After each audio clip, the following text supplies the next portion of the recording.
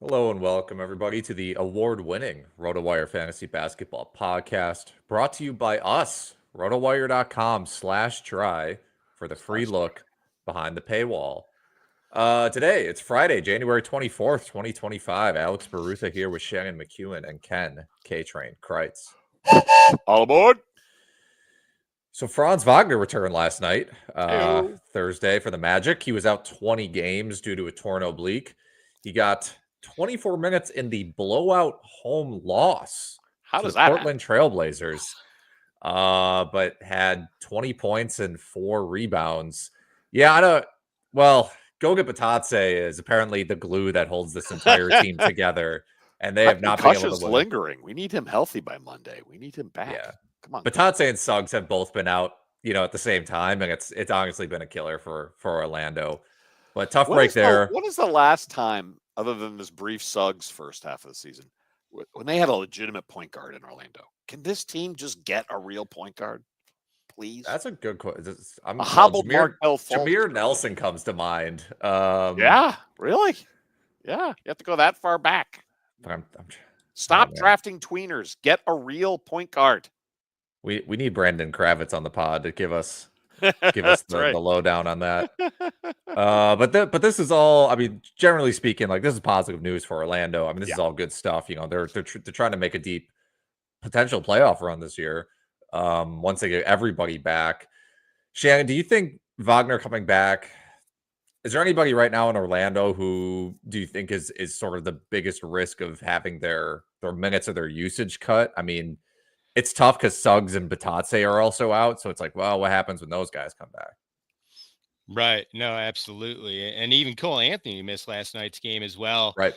So you've seen Anthony Black see an increase in run. He started last night. I think he's made a couple starts in a row with Cole Anthony out. And even before then, seen 25 plus minutes on a regular basis since the Suggs injury. Really, Banchero, they've been very cautious ramping up Banchero's activity since his return from injury.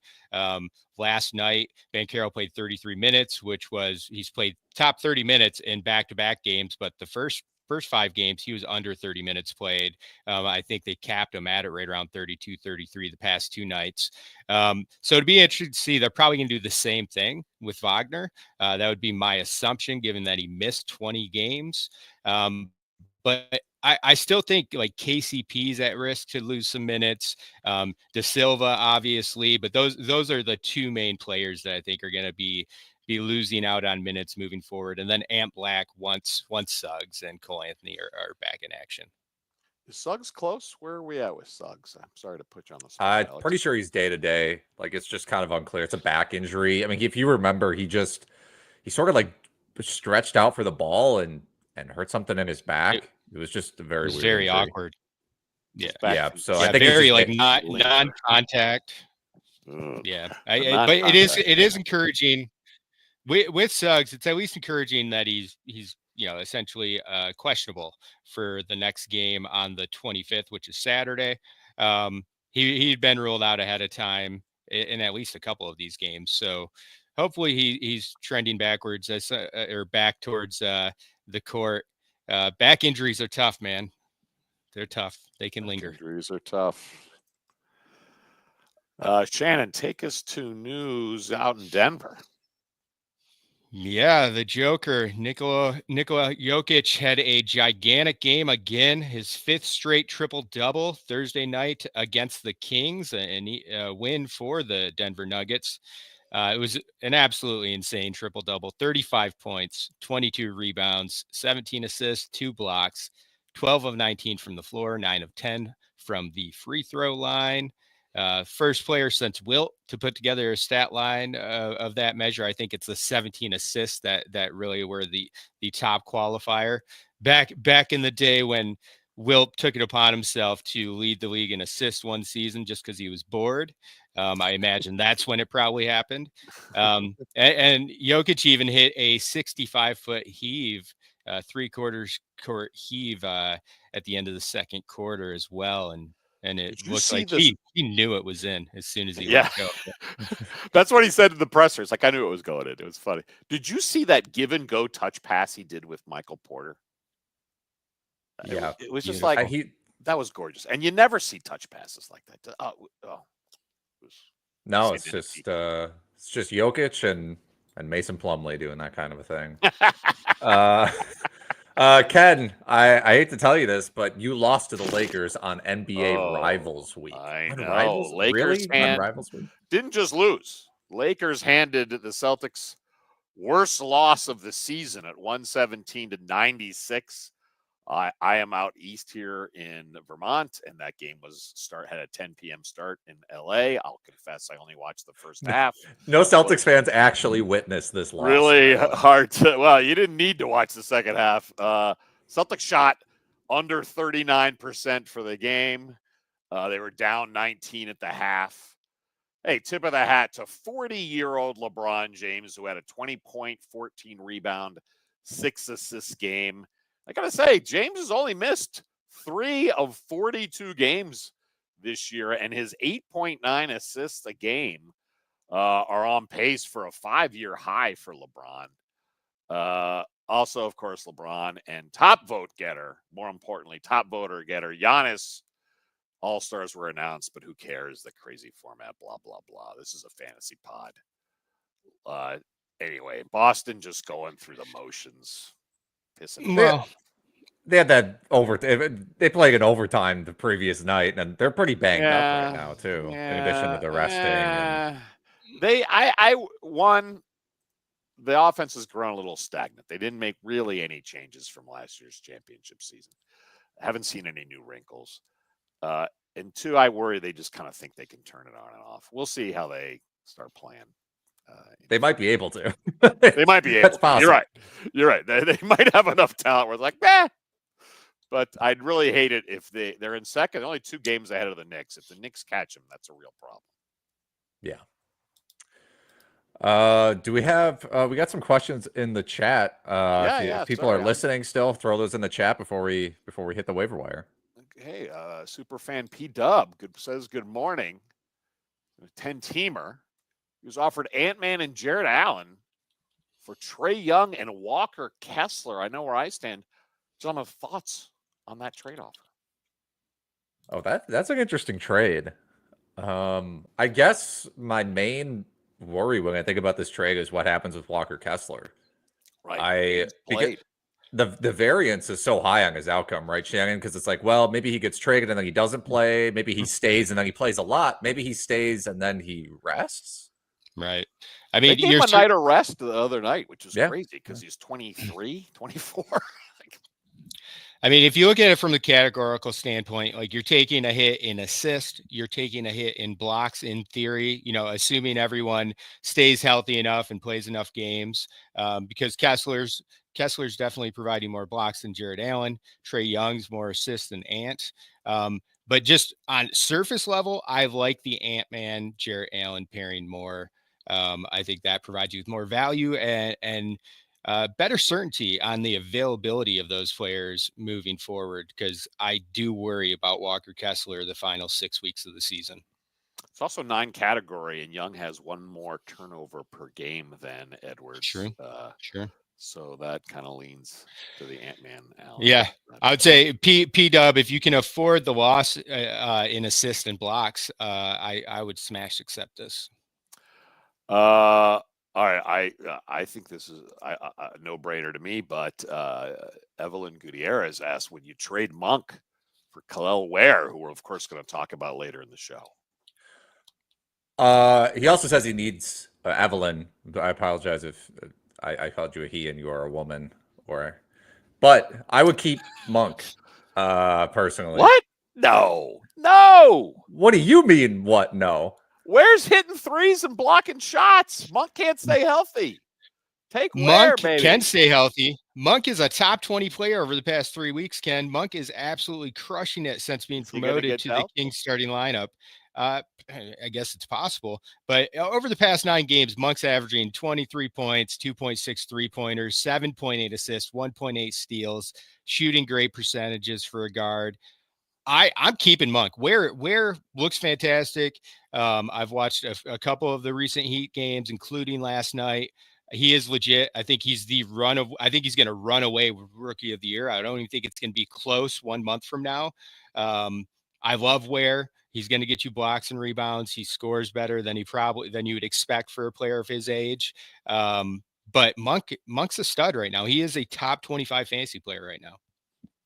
Well, all right, 2 votes to not make that trade, 1 vote to make that trade. Next question from Fire Nuts. Any thoughts on the shakeup in Golden State, given the fact they're not playing well?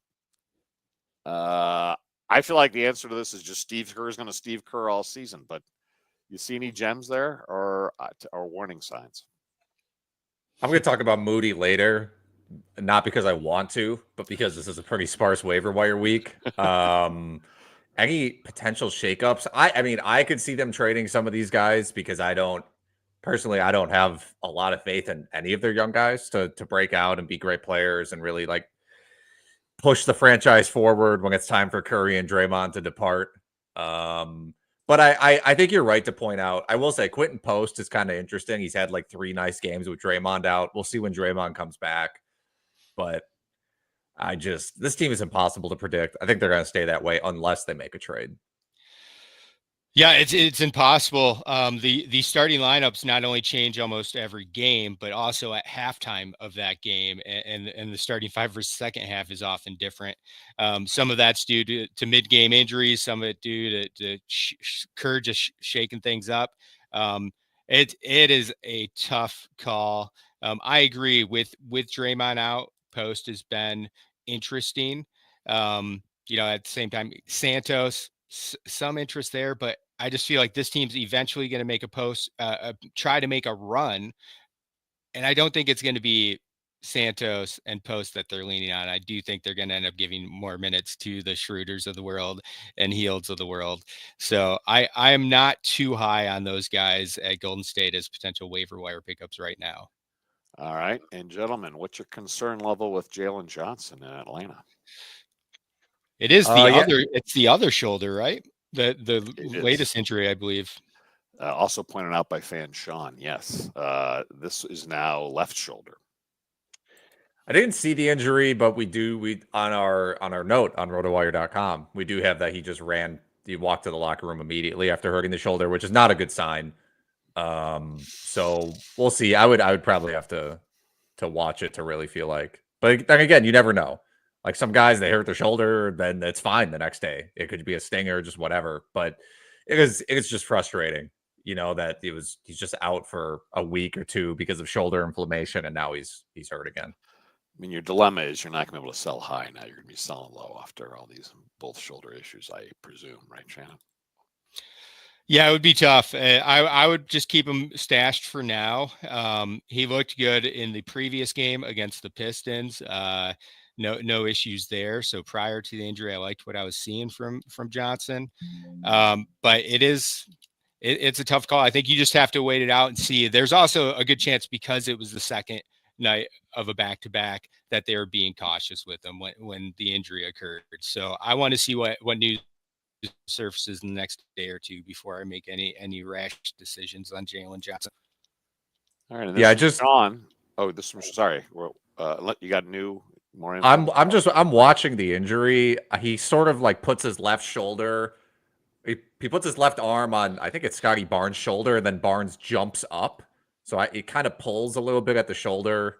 So it doesn't look like it'll be too bad, but you never know. All right, this from Sean.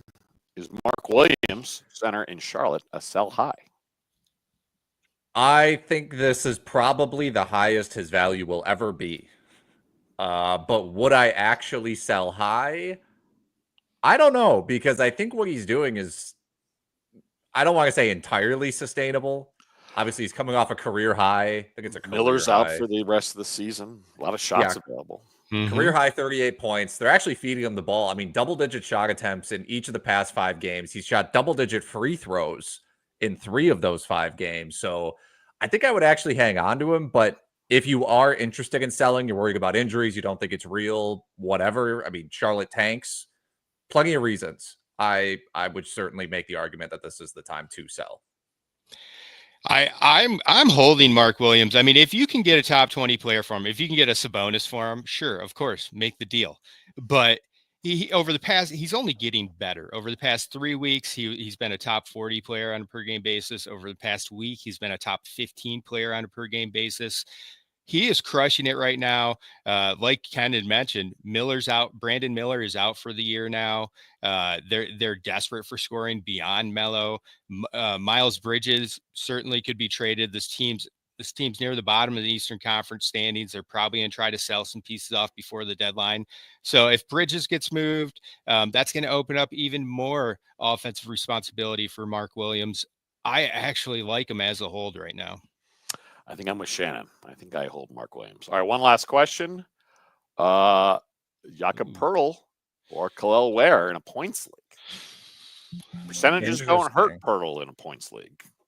Yeah, so they both average exactly 1.2 fantasy points per minute, believe it or not, these two guys. So I think I would take Ware because I worry a little bit about Poeltl. Mysterious back injury, mysterious calf injury, just resting down the stretch for this Toronto team that has essentially no chance, even though they're a little more competitive these days. I think there's a better chance Ware just continues playing down the stretch. It's close. It is close. It's close. It's certainly close. I feel like if I answer Ware, I'm a prisoner of the moment. I'm overhyping a hot streak here, but I think my answer is Ware. Poeltl's been fantastic this season. I have him in the staff keeper league, and he's been one of the main reasons why I have success in that league. But Ware's just all around production, especially the past 3 games. Now that he's starting for the Heat, it seems very unlikely that when they move Butler, it'll be for someone who's going to take minutes away from Ware. It most likely will be a small forward or a shooting guard type would be my assumption. So I'm going with Ware while acknowledging I'm probably just a prisoner of the moment. Poeltl is safer play, Ware the higher upside. Yes. Yeah. All right. Poeltl at 29.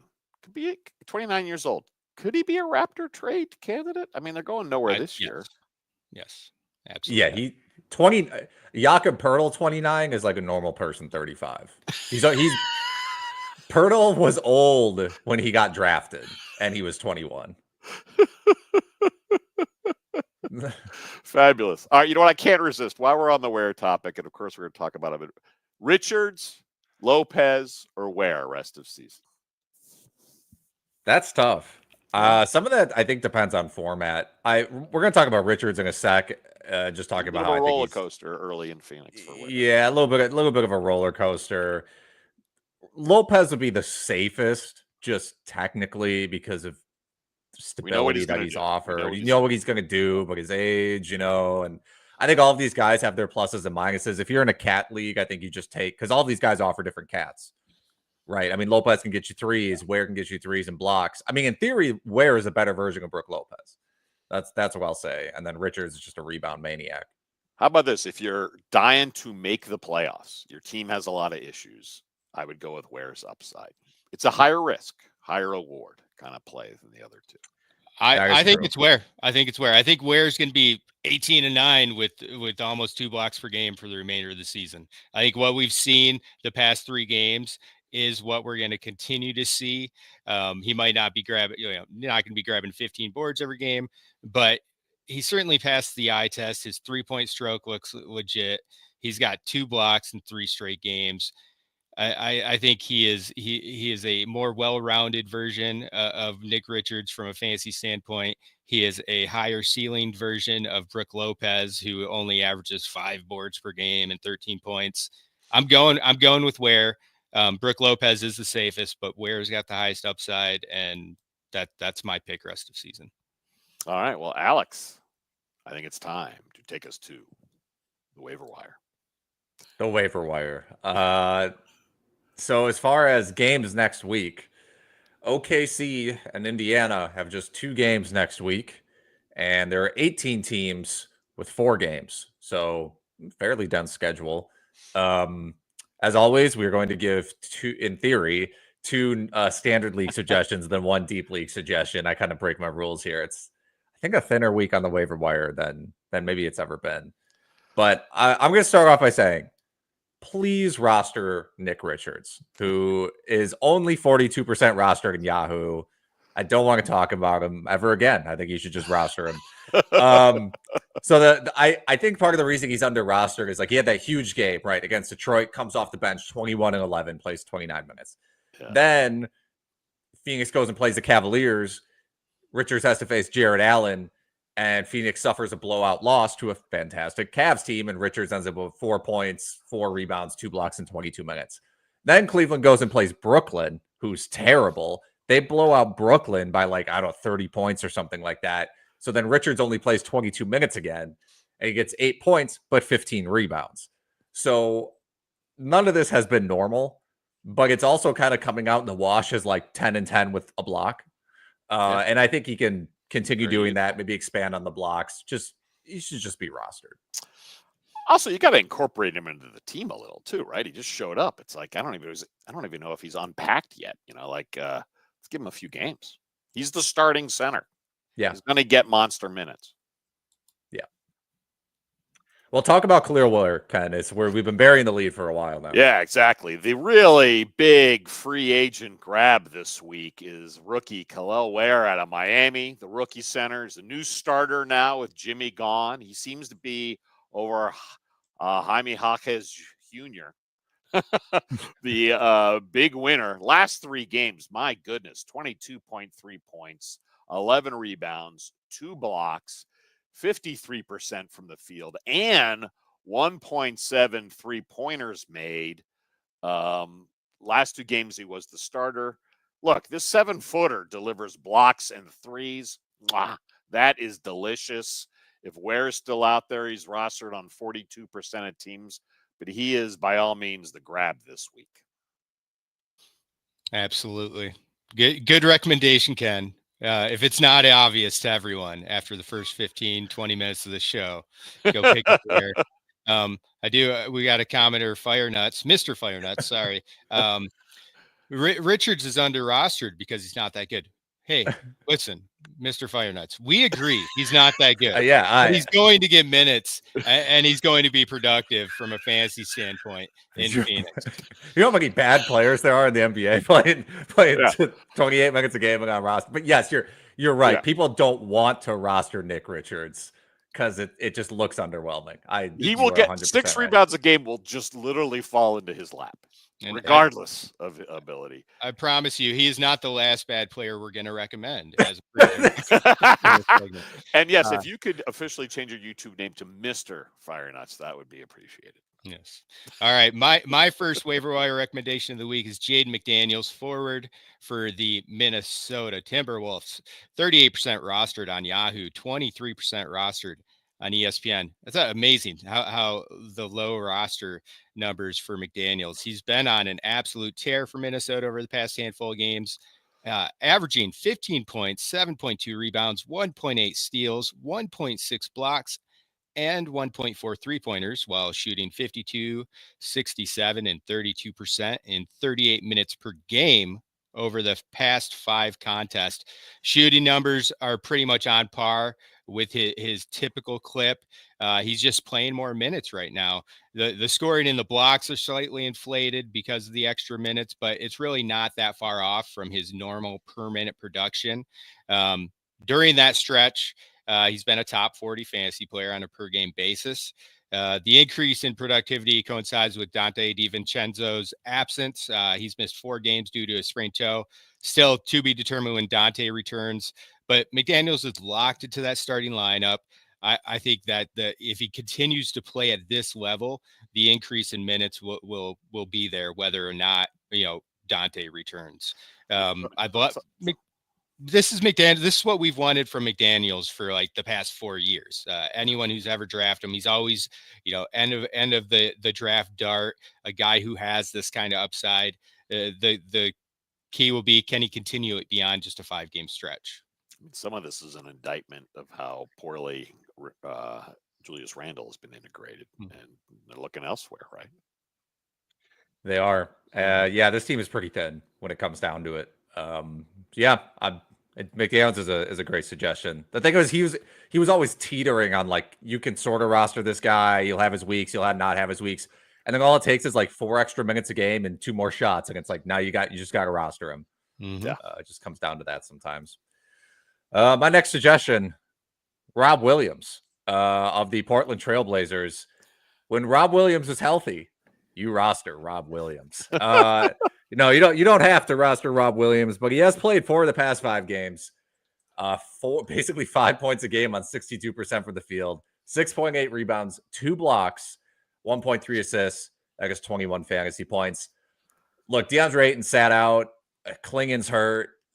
Maybe they'll trade Rob Williams. Maybe they won't. Teams probably want to see that he is a real human being that can play a basketball game, lace him up, suit him up, the whole thing. So, if you're in a deep league, again, I said 9% rostered. If you're in a deep league and you're in a daily league, this is a good streaming pickup. You can always stream them in. If you're in a weekly standard league, this is pretty borderline. Pretty borderline.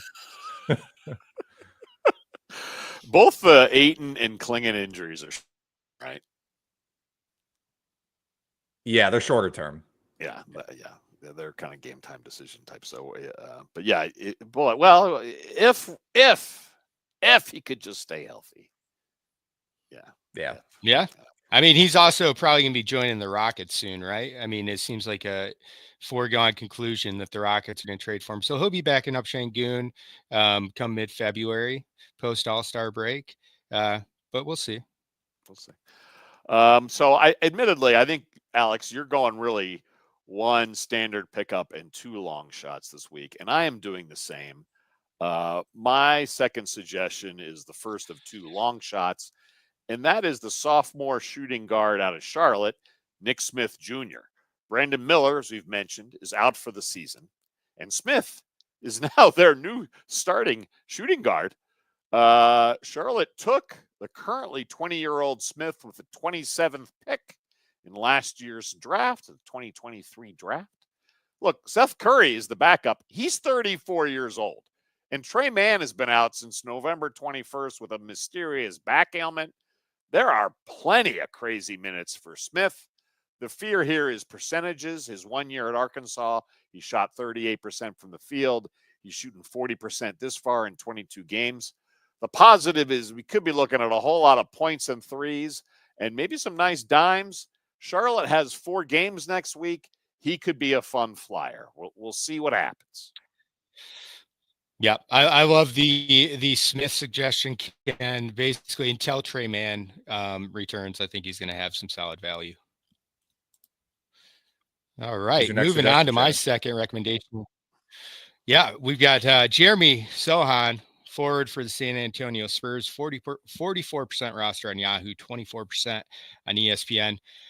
He was dealing with a back injury and missed 4 games, but returned Thursday for the Spurs game in Paris. Sochan finished with 13 points, 9 boards, 3 assists in a win over the Pacers.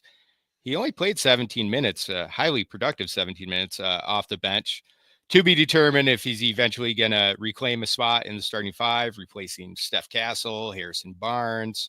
Either way, I think Sochan is worthy of consideration in most 12-team leagues, giving his per-minute production so far this season. He has been a top 120 player on the season. Yeah, Sochan, definitely someone that falls under the please roster this gentleman category. Yeah, Spurs, I mean, his production, because he's not a great offensive player, can kind of come and go. But the fact that he can pass, the fact that he can rebound and defend, and clearly the Spurs are invested in him. So I think that's the main thing. My final suggestion, I guess, is Moses Moody of the Golden State Warriors. Is suggestion the right word? What's the right word? This is more of like me pointing out an individual who had 3 good games. I will say that 9% rostered, past 5 games actually. I don't want to sell him short. 13 points per game with 3 threes, on 50% from the field, 47% from deep. So that's going to come crashing down sooner than later. 3.4 rebounds, 2.6 assists, 1.6 stocks in 27 minutes. The minutes are encouraging. It's 25 fantasy points. Podziemski just came back, but Draymond's been out. Kuminga's still out. I mean, like we talked about at the top of the show, Steve Kerr is just, his rotation is all over the place. He's going to play guys who are hot. He's going to pull guys who are not playing well. I wish I had more faith in Moody. I really don't. I think you can roster him while he's playing well, while he's hot. You're in a deep league. You need threes, throw him in there. But like the other day, I was actually just looking at some of his stats, some of his development. I don't know if he's like gotten better at all. They've killed his trade ever. They should have dealt him when they had the chance. They've killed his trade value. Yeah. So roster him while he's hot, then drop him. That's sort of my recommendation for deep leagues. 9% rostered. He's your long shot. Your second long shot. I have a very long shot because, as we've whined about, this is a weak roster. Jared Vanderbilt is returning for the LA Lakers. He is rostered in 0% of leagues. This is only for really deep leagues. He's scheduled to make his season debut Saturday. The Lakers do lack depth. It should improve. So with this current roster, he should improve on last year's 20 minutes a game. They might have him play some center. Davis has been whining about having to play center. And he did get 1.2 steals a game last season. This is for very deep leagues. Jared Vanderbilt now available. Vanderbilt leads the league in times Chris Haynes or Shams Charania has tweeted about him sort of coming back and then not coming back. This has been like Saturday may not happen, huh? I'm just saying I don't think you did a proper job framing Vanderbilt's return as the end of a saga. I mean, this is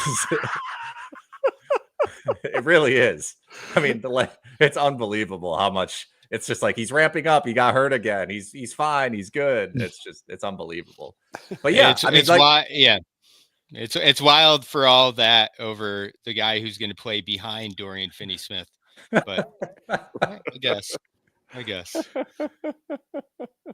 Who's your last suggestion, Shannon? I like, and I'm going to say this. I like Shannon's long shot. Of all the long shots, this is probably the best one. Oh no. Bruce Brown, guard forward for the Toronto Raptors, 7% rostered on Yahoo, 3% on ESPN. Brown's starting to shake off the rust after missing the first 31 games of the season while recovering from a knee injury. He's averaging 16.7 points, 5.3 rebounds, 3 assists, and 1.7 threes per game over the past 3 contests. Top 100 production over the past week. Ceiling's very low, but Brown can be a serviceable streaming option in deeper formats, basically until the trade deadline. I do believe he'll be traded, but hopefully that means Toronto will highlight him, give him a handful of extra minutes here for the next couple of weeks before that trade deadline, and you can use that in your deep leagues. Yeah, they got to showcase, I think is the term we're looking for here. They got to showcase him before the deadline. He's not in their future. He's proven with his time with the Nuggets that he can help a winning club in clutch moments. So yeah, ride the 2 or 3 week showcase while you can. Former Piston, Bruce Brown. All right, I think we can transition to our Friday DFS slash pick'em / here's what we're looking at this Friday as people who like to dabble in DFS. It's only 3 games, 3-game Friday today before the league goes berserk on Saturday and almost every team plays. And then there is 1 game on Sunday to not compete with the NFL. Highest over under 245. Pelicans at Grizzlies. Grizzlies are favored by about 12 points. Not too surprising there. I guess we have enough time to talk about some of the major lineups for today. Evan Mobley is still out. Embiid is out. Ayton's questionable. Klingon's doubtful. LaMelo Ball, Miles Bridges is questionable. Brandon Ingram still out. Herb Jones still out. Big thing is Zion not playing tonight. John Morant just became questionable due to an illness, and they are still without Marcus Smart. Where are you turning to on this smaller slate, Shannon? I mean, given that gap, the over/under gap with the Memphis New Orleans game over the other two options, it's hard not to just focus on that game so slowly, or at least build your lineup around that game, which is what I've done. And top on that Trey list, Murphy. Trey Murphy is definitely a solid option. We've talked about Trey Murphy on the DFS segment for I think 3-4 weeks in a row now. He's right around 8,100, I believe, on DraftKings for tonight's slate. Solid option. I like DeJounte Murray quite a bit. Murray's been pretty solid for the Pelicans. He has 50-point outings over the past 3 out of the past 6 games, topping 50 points, even topped 60 points in one of those. He's been a solid producer. And I think, I love the matchup against Memphis. So I like Murray quite a bit. On the Memphis side, if he plays, Morant's a decent value. Desmond Bane has really picked up his production of late. He's been 40 or more fantasy points, including a 57-point outing a week ago against the Spurs in 3 straight. So he's really coming along and improving. I know Bane kind of started off the season slowly, but definitely more solid now. There are solid values in the other games. Nick Smith Jr., Ken mentioned earlier, he's starting for the Hornets. It's also to be determined what's going to, if LaMelo Ball's even going to play tonight. So if LaMelo's out, I like Nick Smith all the more, but at 4,200 with or without Melo, he's a solid option. And Mark Williams, his salary's not high enough yet to scare me away. 7,800 against Portland. Hopefully Ayton returns. That'll just open up Williams' production even more so. But he's been unstoppable. 3 out of the past 4 games over 54 fantasy points. I'm sorry, 4 out of the past 5 games over 52 fantasy points. And the lone game where he didn't have 52 or more fantasy points, he still had 40.25 fantasy points on DraftKings. Just an absolute monster right now. And until his salary goes up even more, I'm going to be immediately slotting him into my DK and FanDuel lineups.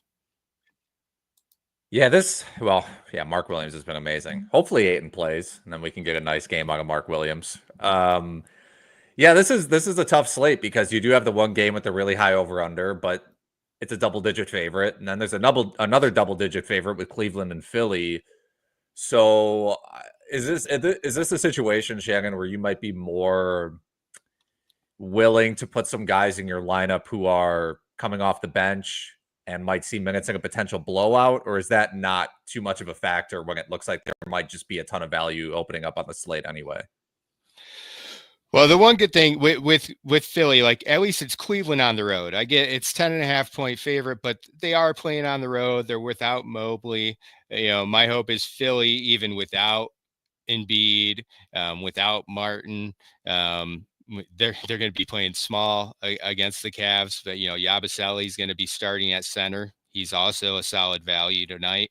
I think they're going to be able to at least keep it close enough that even if it is a 10-12 point game for most of the contest, Philly's not going to rest. Also, Philly they're out 5 or 6 of their regular players right now. Yeah.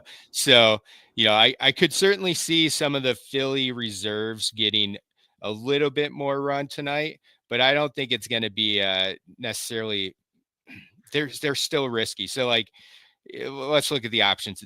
Doughton, is he going to see more minutes tonight?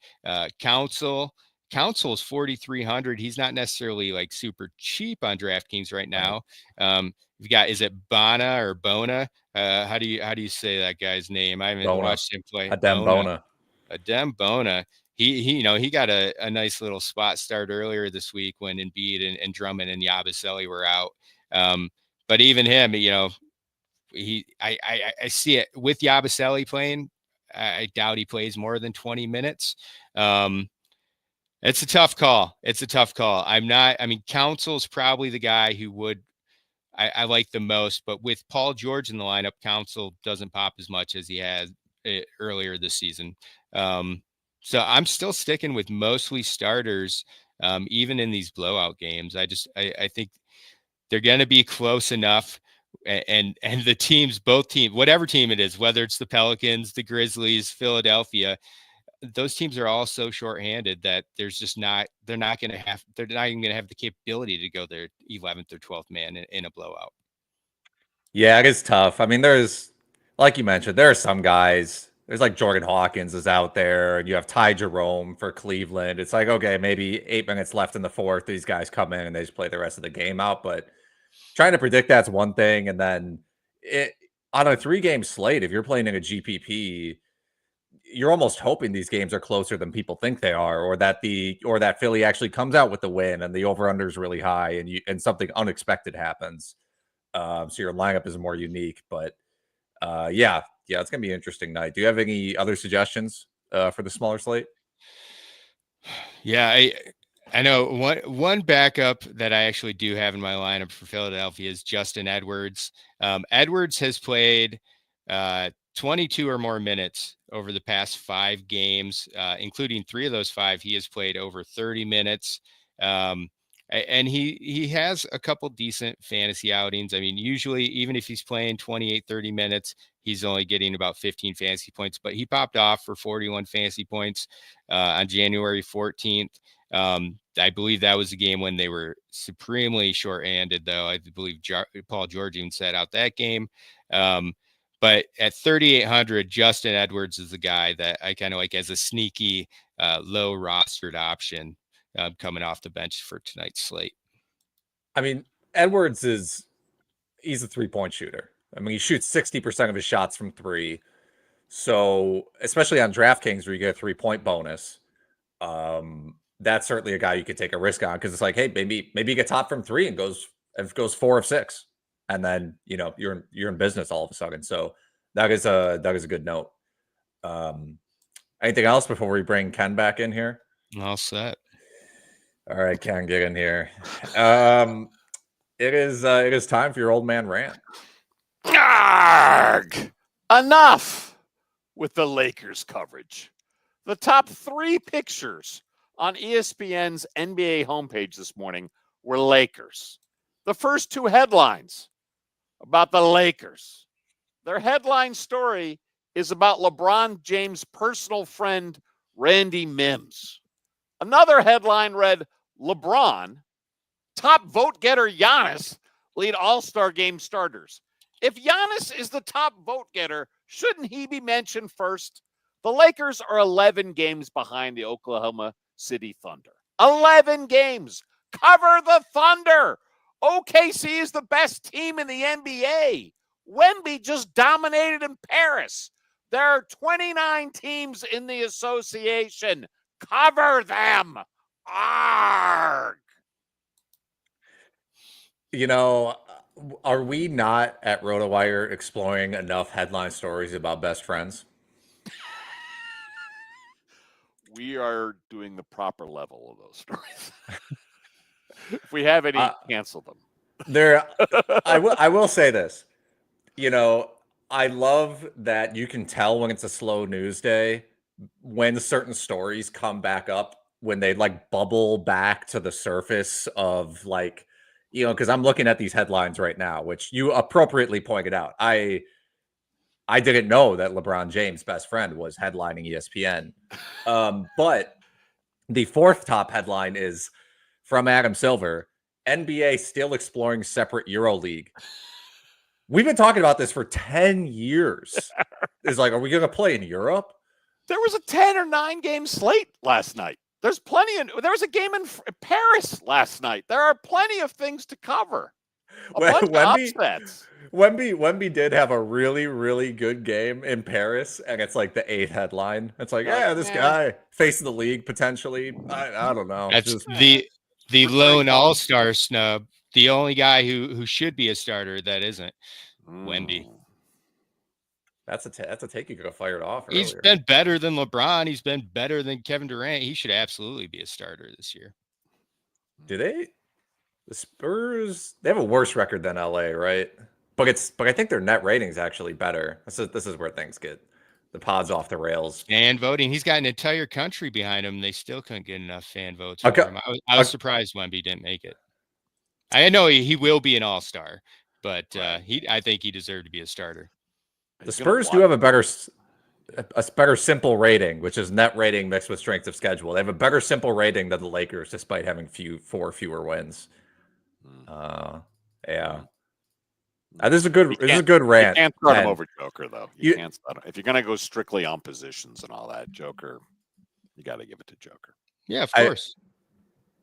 I will say there is also an irony of the slow news day. How you know it's a slow news day is the Boston Celtics fan ranting about how there's too much Lakers coverage. So it's all wrapped into one. That is a rant. Week. That is a rant that I've just been waiting for until I couldn't come up with something else. It's like a back pocket rant because you can make it any week of the season. It's there, and I get it. LeBron equals clicks. Okay, fine. Did you to not extend the pod out too long? Did you see when there was that clip of Jordan Poole when he was like, oh yeah, when they played the Warriors the other day, he's like, I still got love for some guys over there, clearly but not even taking an actual direct shot at Draymond, just being like, yeah, and then Draymond apologized, was like, I'm really sorry, but then immediately after said, just get over it. Get over it.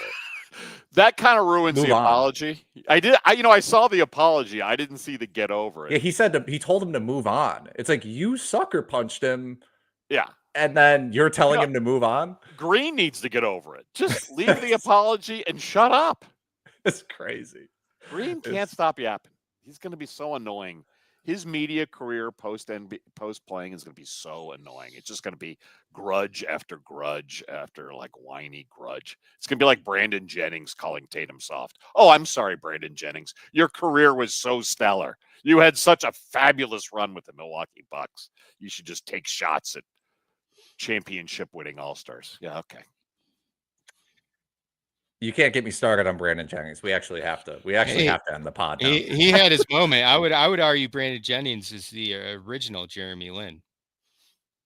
He had that little bit of Lin sanity. With the 55? With the 55 points? Yeah. Okay, I think we avoided any mispronounced names. You got Jaime Jaquez Jr. down, Ken. I appreciated that. You're welcome. Been practicing all week. Yeah. just sitting in this room like you've been possessed or something. Okay, we got something from Kenny Atkinson you want to share with us, Ken?